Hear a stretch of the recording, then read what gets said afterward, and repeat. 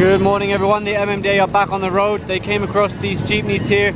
It's actually no loading, unloading, but they're all queued up here, occupying 2 lanes, so they blocked them off and they're issuing tickets now. So that's quite interesting. This jeepney here has an improvised plate. It means it's like a homemade or it's a DIY plate. But he does have an authorization letter from LTO, so it is allowed. Maybe because they're still behind on making plates. It's the first time I've actually seen one of those authorization letters legalizing this or allowing it. So very interesting, something new that I learned today. Right now they're looking at this truck parked here on the sidewalk. They'll issue a ticket, either illegal parking or obstruction. There is a driver. See, apparently it's here for vulcanizing. But this is one of the problems with the vulcanizing shops along Commonwealth. Most of them don't have a legal space for vehicles to park, so they park either on the sidewalk or the road. Over here you can see they stopped a tricycle. There is a tricycle ban, so they're not allowed on Commonwealth. Hindi namin kayo pwedeng payagan dito sa Commonwealth. Napakadelikado po. Kaya kami nag-ooperate dito para tanggalin talaga yung tricycle dito sa Commonwealth, di ba? May lisensya ka ba? Bakit? Ayaw po kasi sa LTO po sa guys, disabled daw po sir. Disabled? Kaya hindi ka binibigyan ng lisensya. Napakadelikado para sa iyo mag-drive, di ba? Yun po yung safety factor doon. Ngayon, wala ka na lisensya, PWD, dito ka pa dumadaan. Hindi lang sarili mo nilalagay mo sa peligro, kundi yung ibang motorista, di ba? Ngayon, pag nabunggo ka, ang may kasalanan yung makakabunggo sa'yo, sila pa magbabayad and all that, kawawa naman. Protektahan natin lahat. So you can see the towing crew have moved in now. They'll be taking this over to the truck. It's not allowed here on Commonwealth, plus the driver doesn't appear to have a license. They stopped this red car originally because the driver wasn't wearing a seatbelt. Unfortunately, she's not able to show a driver's license at the moment, so there is a chance that this could be towed away or impounded. You can see the tow truck's just getting into place now to take it away. And you can see the sidewalk clearing team have already moved in and started taking this down. There was a tricycle terminal here. When they looked at the paperwork, it doesn't appear to be in order, so they're going to take this down until everything is really finalized with the terminal and they have proper authority to operate here. Over here they're escorting this tricycle off of Commonwealth. Tricycle ban, of course. The driver has a license, ORCR appears to be in order, so they'll just issue a ticket and send him on his way. I think tricycle ban is 500 pesos. Over here they're stopping another vehicle, driver not wearing a seatbelt. She's just putting the belt on now, but they'll still have to issue a ticket. And if you're wondering about the mask that I'm wearing, this is from Spectra. The enforcers, some of the riders and me were planning to buy these, and then when we went up to the counter to pay, they said, oh, don't worry, you can just have them, which was really generous.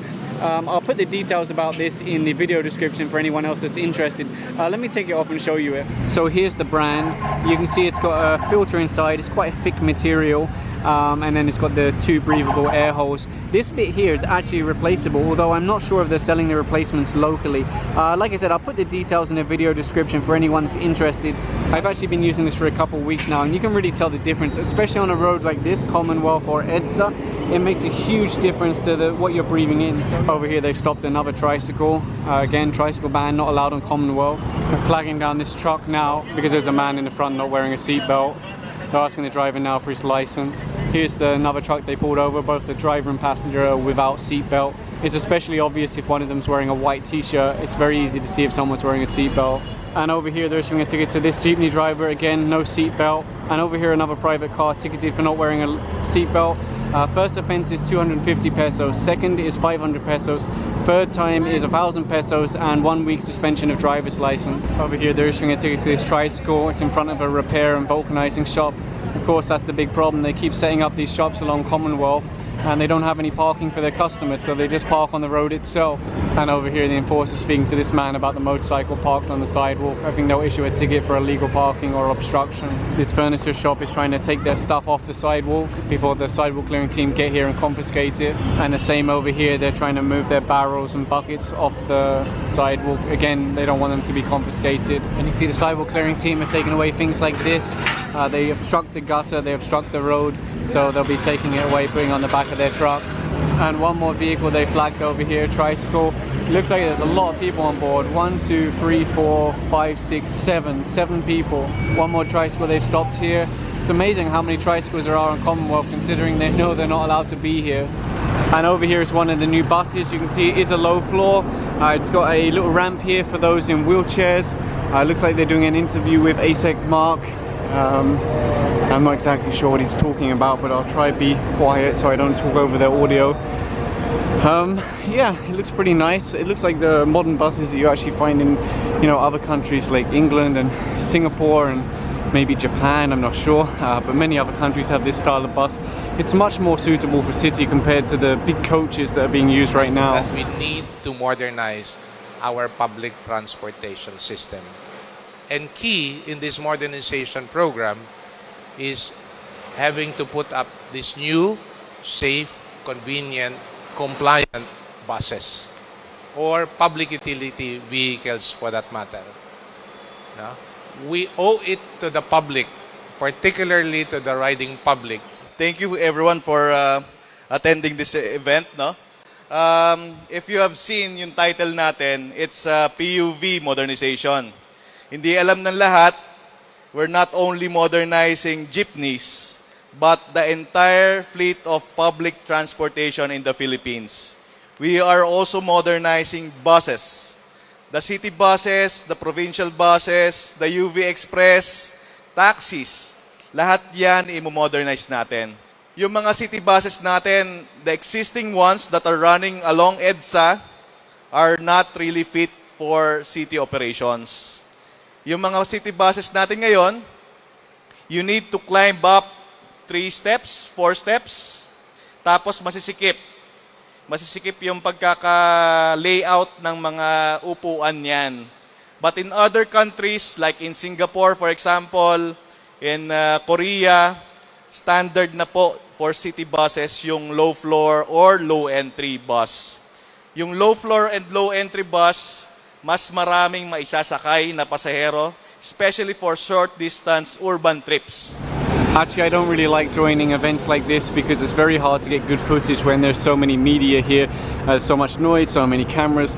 So what I normally do is skip these events and then come a few days later and just ride it like a normal member of the public. So one of the first things you notice when you go on the bus is it has support for beep cards. That's one of the things they want to add in the PUV modernization is automated fare collection systems. They'll still support cash also, but you have the option of using like beep cards and things like that. Over here you can see the CCTV. This is the media that are just over here doing the interview. Again, cameras up here, dash cam also. Yeah, it's nice in here. I wonder what the seating capacity is. I'm not sure. If you take a look at the seats, it has seat belts. That's something you don't find on most buses in Metro Manila or even most taxis. They take them out for some reason. Let's go up and see how comfortable it is. I can hear how ASEC Mark is talking about strict enforcement of maintaining the buses and their garages. So let's take a closer look at the beep system. What can you tell us about this? Yes, so right here is we have a conductorless setup. So basically it's a driver-operated automated fare collection system. So basically upon entry of the bus, the passenger just has to tap in using his beep card. Okay. Then via GPS it tags the location where you currently are. And then since this is a demo setup, we'll just operate manually.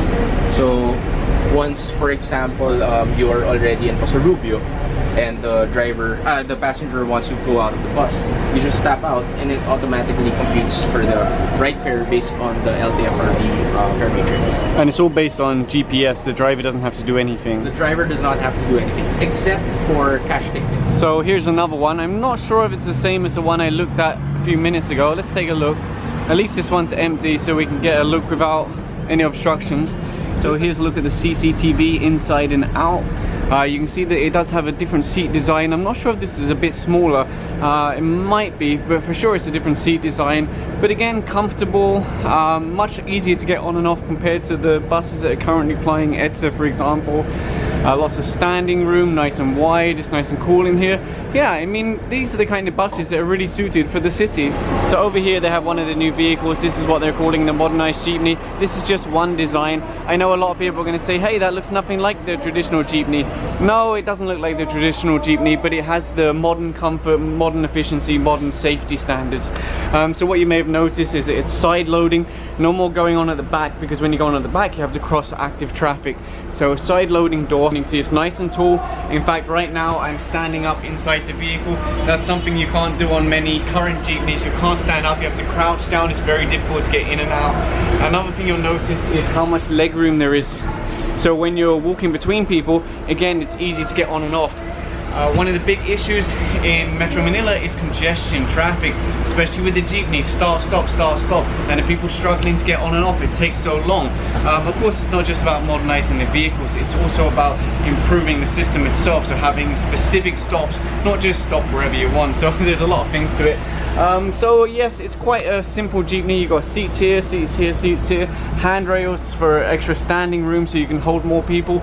Again, that is one of the things with the PUV Modernization program, is to increase the number of passengers per vehicle. I noticed I have CCTV also, that is a requirement under the PUV Modernization program. I think dash cam also, I can't easily see it, but it should be here somewhere. Yeah, it's simple, but it's just to give you an idea of what's coming.